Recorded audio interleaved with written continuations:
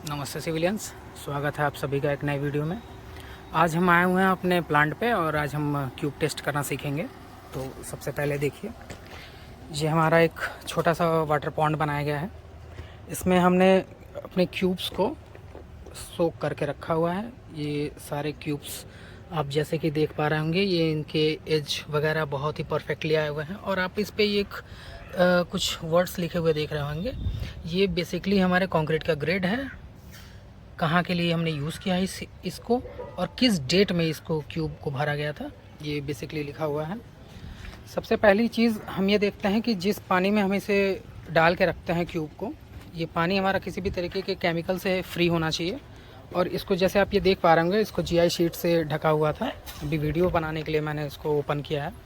तो इसको हमेशा जो है ढक के रखते हैं ताकि इसका बाहर का कोई भी डस्ट पार्टिकल इसमें ना आए, क्योंकि छोटे से छोटे पार्टिकल्स भी किसी भी तरीके का कोई भी केमिकल इसके स्ट्रेंथ को ओवरऑल कहीं ना कहीं पे ज़रूर इम्पेक्ट करता है। तो कोशिश करते हैं कि ये बिल्कुल जो है सेफ़ रहे जब तक ये टेस्ट हो नहीं जाता है। अलग अलग क्यूब्स को अलग अलग डेट्स पे टेस्ट करते हैं। ये तब तक ऐसे ही पानी में ये डिप रहेंगे। कुछ क्यूब्स इसमें हम 7 दिन पे टेस्ट करते हैं और कुछ क्यूब्स को निकाल के फाइनल 28 डेज़ पे इसे हम चेक करते हैं। तो आइए आगे देखते हैं। जैसा कि आप ये देख पा रहे होंगे, ये हमारे क्यूब मोल्ड्स रखे हुए हैं 150 mm by 150 mm by 150 mm। इसका लेंथ, विड्थ और हाइट होती है। क्यूब जब भी हम इसमें कंक्रीट पोर करते हैं तो इसको 3 बार में इसको पोर करते हैं।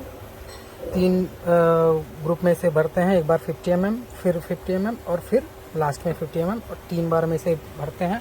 और 16 mm डाया के डंपिंग रॉड से इसे हम एटलीस्ट 20 से 25 बार इसको स्ट्रोक करते हैं। और ये जब फाइनली अच्छे तरीके से जब हमारा क्यूब इसमें भर जाता है तो इसे सेट होने के बाद इसे निकाल लेते हैं और ये डायरेक्ट जाता है हमारे वाटर पॉन्ड में, जहाँ पे हम इसे सोक करके रखते हैं अपने डिज़ायर्ड टाइम के लिए।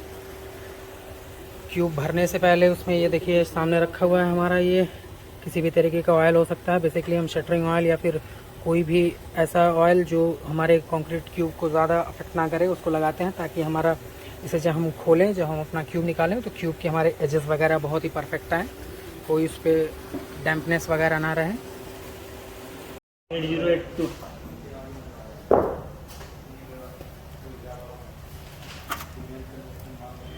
8142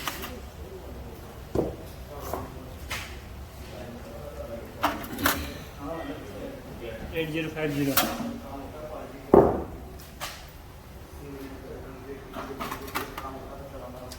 8294।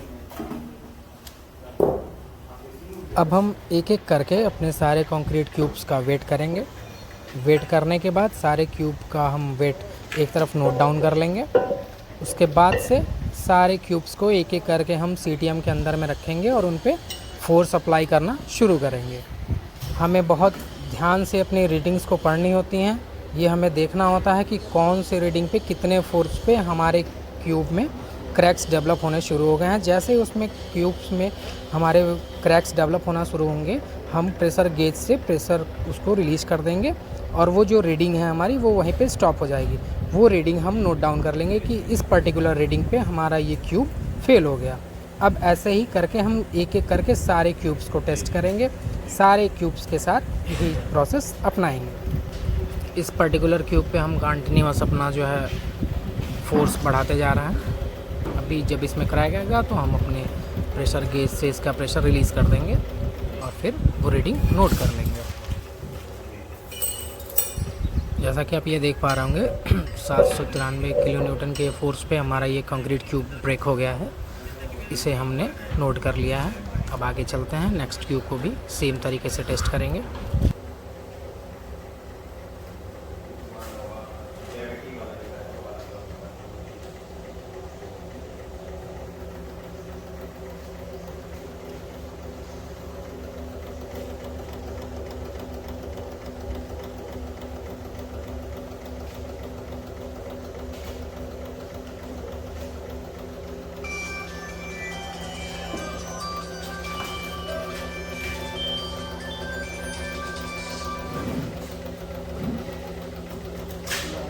इस लास्ट क्यूब में भी हमारे क्रैक्स आ चुके हैं।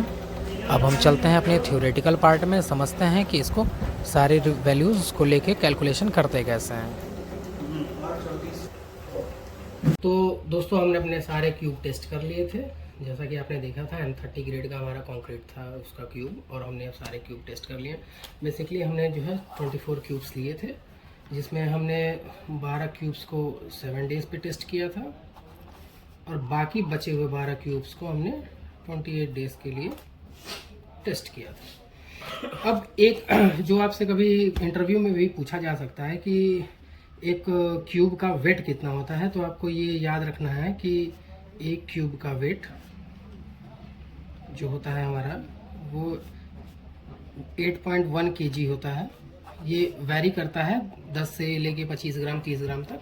तो आपको जब आंसर देना है तो सिर्फ इसी चीज़ का देना है। तो भाई अब आगे समझते हैं। जैसा कि आप ये देख रहे हैं M10 है, अभी फ़िलहाल आप इसको भूले रहिए। M10 है तो उसका 10 न्यूटन पर mm² उसका स्ट्रेंथ आना चाहिए। M15 है तो वैसे ही इसका ये 15, M20 है तो 20 न्यूटन, और M25 है तो इसके लिए 25 न्यूटन पर mm²। अब इसके आगे आप ये देख पा रहे होंगे M30 लिखा है, यहाँ पे मैंने उसका रेशियो नहीं लिखा है, इसीलिए मैंने अभी का आपको कहा था कि अभी आप इसे इग्नोर करिए। ये होता है हमारा नॉमिनल मिक्स, और ये M25 से ऊपर जितने भी आते हो ये हमारे हो जाते हैं डिज़ाइन मिक्स। इनके हमारे जो स्ट्रेंथ होते हैं कंप्रेसिव स्ट्रेंथ, ये हमारे ऐसे ही चलते चले जाते हैं। जैसा कि M70 है तो इसका 70 न्यूटन पर mm², M50 है तो 50 न्यूटन पर mm², M30 है तो M30 न्यूटन पर mm²। अब सबसे बड़ी चीज़ जो इंटरव्यू में भी ये क्वेश्चन पूछा जाता है, इसको आपको बहुत ध्यान से सुनना है, बहुत ध्यान से समझना है। हमारा IS कोड 456/2000 जो कहता है हमारा 16 mm डाया का रॉड होता है, और उसका लेंथ जो है 600 mm होता है, जिससे हम उसको डैम्प करते हैं, 3 लेयर में क्यूब को भरते हैं। मैंने आपको वीडियो में पीछे बताया भी है। अब आते हैं कि हम क्यूब जो टेस्ट करते हैं उसके लिए हमको कितने सैंपल्स लेने होते हैं। तो आइए उसको समझते हैं। अगर हमारा कंक्रीट का जो बैचिंग है 1 m³ से लेके 5 m³ तक का है, तो हम उसको एक सैंपल लेंगे, जिसमें एक सैंपल में हम 6 क्यूब्स को भरेंगे। फिर वो जब चेंज होगा, जब 6 से 15 m³ की हमारी बैचिंग रहेगी, तो उसमें हम 2 सैंपल लेंगे। एक सैंपल में 6 क्यूब था तो दो सैंपल में कितने हो जाएंगे, 6 × 2 = 12 क्यूब्स। अब 16 से 30 m³ का जो रहेगा तो वैसे ही 3 क्यूब्स 3 सैंपल्स, और 31 से 50 m³ ऐसे ही सोन ये चलते चले जाएंगे। तो अभी हमने जो देखा उसको आइए आगे देखते हैं, समझते हैं। M30 का हमारा कंक्रीट था, M30 ग्रेड का। हमने उसका जो है सारे का वेट कर लिया था, और सबको जो है हमने कॉम्प्रेसिव टेस्टिंग मशीन जो हमारा CTM था उस पर हमने टेस्ट करा। अब हमने जब टेस्ट किया तो हमें अलग अलग जो हमने 7 दिन के लिए जो क्यूब्स टेस्ट किए थे उस पर कुछ क्यूब्स हमारे थे जो 600 किलो न्यूटन के प्रेशर पे क्रश हो गए थे, कुछ 640 किलो न्यूटन के प्रेशर पे वो ब्रेक कर गए थे, और कुछ 652 किलो न्यूटन के। और जो हमने 28 दिन के लिए टेस्ट किए थे उसको हम 798, 801 और 803 ऐसे ऑन एन एवरेज इस प्रेशर पे आके वो क्रश कर गए थे। तो अब आगे इसको देखते हैं कि हम कंप्रेसिव स्ट्रेंथ निकालते कैसे हैं, लोड अपॉन एरिया। अब हम सबसे पहले शुरू करते हैं कि कौन कौन से लोड पे, पहले 7 दिन वाले को टेस्ट करते हैं कि कौन से लोड पे हमारा क्यूब कहाँ पे ब्रेक हुआ था। तो कंप्रेसिव स्ट्रेंथ का फॉर्मूला है लोड अपॉन एरिया। तो लोड हमने 600 दिया था जहाँ पे वो टूटा, और हमारा सरफेस एरिया क्यूब का हो गया 22.5। ये हमारा जो है 150 mm × 150 mm × 150 mm ये हमारा वॉल्यूम हो जाएगा। और जब इसका सरफेस एरिया लेंगे तो 150 × 150 करेंगे, और जब इसको ये mm में है हमारा, जब इसको मीटर में चेंज करते हुए जब हम इसको मल्टीप्लाई करेंगे तो 22.5 ये आएगा। तो ये वो चीज़ है।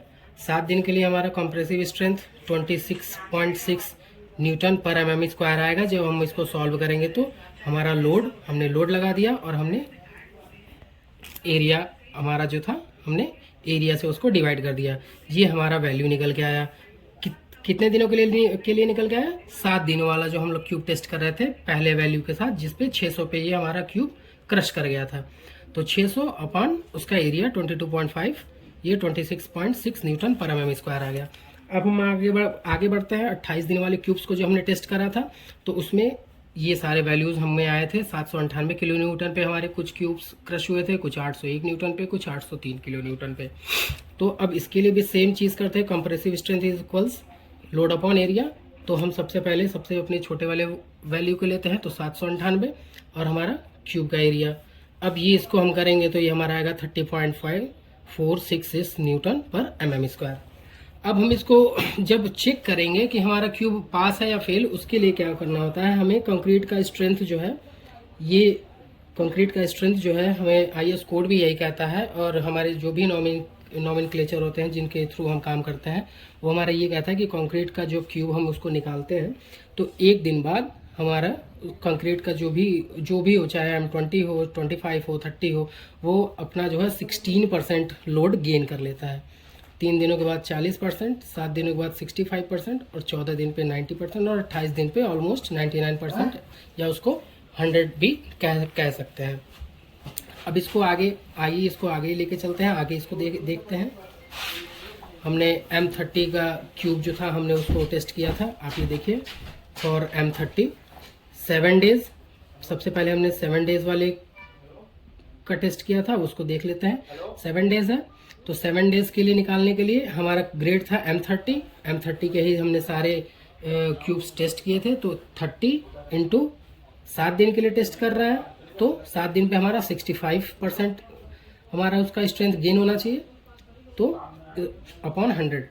इसको इससे जब हम भाग देंगे तो 19.5, आप इसको 20 न्यूटन पर mm स्क्वायर भी कह सकते हैं।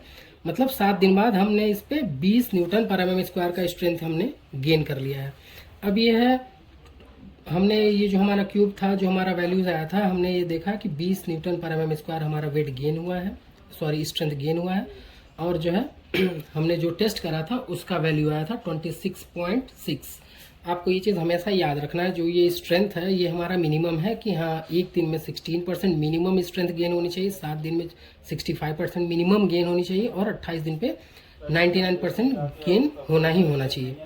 तो ये हमारा निकल के आया था 7 दिन वाले का जो हमने क्यूब टेस्ट किया था 26.6 न्यूटन पर mm स्क्वायर, और हमारा ये जो वैल्यू आ रहा है ये ऑलमोस्ट 20 न्यूटन पर mm स्क्वायर के लिए हमारा ये कह रहा है। तो जाहिर सी बात है हमारा ये कंप्रेसिव स्ट्रेंथ इसका 26.6 ज़्यादा ही है, मतलब हमारा ये क्यूब पास हो चुका है। अब ऐसा ही M30 वाले के लिए देखते हैं। M30 इंटू 28 दिन के लिए है, तो 28 दिन पे 99 या 100% होना चाहिए, अपॉन 100 यानी 30। अब ये चीज़ हो गया कि हमारा 30 न्यूटन पर mm स्क्वायर आना चाहिए, और 28 दिन पे जो हमने टेस्ट किया था इसका आया हुआ है 35.466 न्यूटन पर mm स्क्वायर, मतलब हमारा ये भी क्यूब टेस्ट पास है। तो ऐसे हम पता करते हैं कि हमारा क्यूब टेस्ट पास है या फेल है। आप हमेशा आपको ये चीज़ याद रखनी है कि M10 जो है हमारा, इसका जब भी हम टेस्ट करेंगे तो ये 28 डेज के बाद, 28 दिन के बाद जब भी हम इसका टेस्ट करेंगे तो ये मिनिमम ये वैल्यू हमारी आनी चाहिए 10 न्यूटन पर mm स्क्वायर। M15 का करेंगे तो 15, ऐसे ही M25 का करेंगे तो 25, और M30 का करेंगे तो 30, M50 का करें या 70 का करें, जो भी करें, ये हमारा मिनिमम वैल्यू होता है। या इससे कम पे आता है तो क्या होता है, इसके लिए भी मैं अगला वीडियो आगे बनाऊंगा, और इससे ज़्यादा आ जाता है तो भी कोई इशू नहीं है। अब एक सबसे बड़ा क्वेश्चन राइज होता है कि अगर हमारा क्यूब टेस्ट फेल हो जाता है तो हम कौन सा टेस्ट करते हैं, क्योंकि ऐसा तो है नहीं कि क्यूब टेस्ट हमारा हमेशा पास ही होगा। कभी कभी क्या होता है, क्यूब टेस्ट हमारा फेल हो जाता है। तो क्यूब टेस्ट अगर हमारा फेल हो जाता है तो उसके बाद हम करते हैं रिबाउंड हैमर टेस्ट। इसके लिए मैं आपको अगली वीडियो में पूरा बताऊंगा, और आपका अगली वीडियो में मैं कवर करने की कोशिश करूंगा कि हमारा जो नॉमिनल मिक्स होता है, ये जो आप देख पा रहे हैं, और ये जो M25 से आगे जो हमारा ये डिज़ाइन मिक्स होता है, इन दोनों में क्या मेन डिफरेंस होता है और ये करते कैसे हैं, इन दोनों को भी मैं कवर करने की पूरी कोशिश करूंगा। उम्मीद है आपको वीडियो पसंद आई होगी। Please like, share and subscribe the channel and stay tuned, stay blessed.